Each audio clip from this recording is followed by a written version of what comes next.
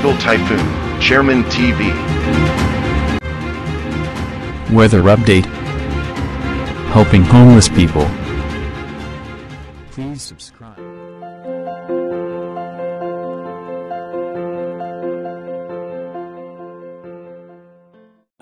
Umaga po, ito po ang latest update natin para nga po dito sa monitor natin na si Bagyong Paulo. Si Bagyong Paulo nga po ay namata na nga yung pinakasentro niyan dito nga po sa eastern section ng Infanta, Quezon. At patuloy nga po itong lumakas. Ito po ay nasa tropical storm category. Tinataglay nga po nito yung maximum sustained wind na nasa 65 km per hour malapit sa gitna. At may pagbugso na po yan na abot ng 80 km per hour.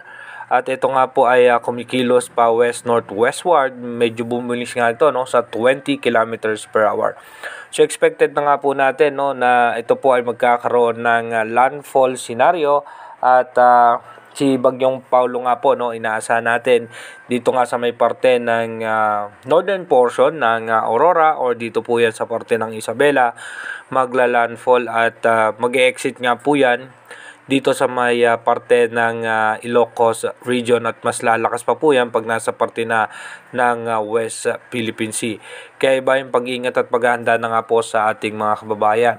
At nakataas na nga po mga storm wind signal dito nga po sa may parte ng storm wind signal number 1 sa parte po ng Ilocos Norte, Apayao, Cagayan, Abra, Kalinga, Mountain Province, Ilocos Sur, Ifugao, Isabela, Quirino, Benguet, La Union, Pangasinan, Tarlac, Nueva Ecija, Aurora, northern portion ng Zambales at northern portion ng Pampanga at northern portion ng Bulacan, Polillo Island at northern portion po ng Quezon.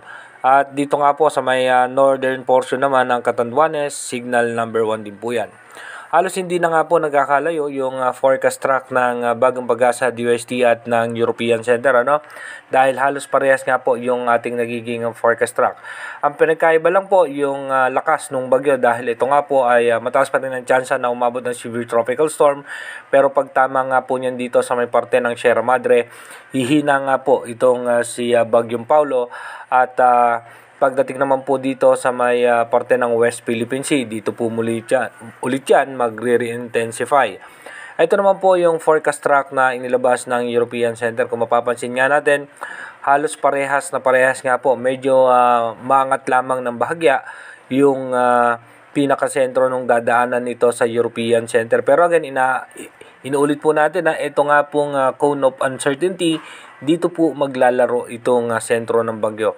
Kung hindi nga po matutuloy yung high pressure area o yung posibleng pagbugso ng amihan, ito po ay almost stable nga yung magiging kanyang direksyon. Pero kung sakali nga pong bubugso ito, posibleng bumaba ng bahagya pa itong si Bagyong Paulo. Dumako na nga po tayo sa ating advanced weather forecast. Dito po sa ating advanced weather forecast, expected na nga po natin by October 3. Ito nga po ay posibleng nasa coastal water na ng Aurora. Then pagdating po ng alas 11 ng umaga bukas, posible nga po itong magkaroon na ng landfall scenario. Pagdating naman po ng alas 2 ng hapon, andito na po yan sa parte ng Isabela. At pagdating po ng alas 5 ng hapon, nasa parte na po yan ng Ilocos Sur. At pagdating naman po ng alas 8 ng gabi, yung pinakasentro niyan ay nasa coastal water na nga po ng Ilocos Norte. Pagdating naman po ng October 4, tuluyan na nga pong lalabas ng ating Philippine Area of Responsibility itong si Bagyong Paulo pagdating po ng gabi at patuloy pa po yung lalakas. Pagdating naman po ng October 5, asahan naman po natin na magiging maayos at maganda na ang lagay ng panahon, pero may mga tsansa pa rin ng mga pagulan sa western section ng ating bansa. Pagdating naman po ng October 6, dito nga po magkakaroon na nga po tayo ng pagbugso ng hangin at magkakaroon din po tayo nung tinatawag nating ITZZ o yung Intertropical Convergence Zone. Pagdating naman po ng October 7, magkakaroon tayo ng panibagong low pressure area dahil po yan sa pagbabanggaan ng dalawang hangin at dito nga po sa ating ITZZ. Pagdating naman po ng October 8, asahan natin magiging maulan sa parte ng Bicol Region, dito po sa may Quezon, Polillo Island, Mindoro Provinces, Palawan at ilang bahagi ng Mindanao. Pagdating naman po ng October 9, magkakaroon din nga po ng low pressure area sa may parte ng South China Sea. At pagdating naman po ng October 10, magiging maulan ang eastern section ng ating bansa. Pagdating naman po ng October 11, magkakaroon nga tayong panibagong low pressure area sa labas ng ating Philippine Area of Responsibility. Pagdating naman po ng October 12, asahan nga po natin easterlies at ito nga pong posibleng ITZZ ang makakaapekto sa ating bansa at yung low pressure area papalapit na po yan sa ating PAR. Pagdating naman po ng October 13, dito nga po asahan po natin magiging maulan pa rin sa may parte ng Palawan at pagdating naman po ng October 14, yung low pressure area posible na nga po yung pumasok sa ating Philippine Area of Responsibility. Pagdating naman po ng October 15, medyo mataas nga po yung chance nito, no? Nasa 40% chance na mag-develop po ito bilang isang tropical depression or mahinang bagyo.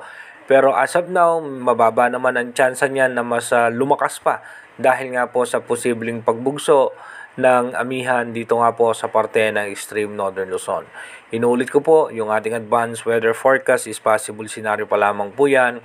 Malaki pa rin po ang tsansa na magbago po lahat yan. Kaya manatili tayong tumutok sa ating advanced weather forecast para malaman natin yung mga posibleng sama ng panahon na makakaapekto sa ating bansa.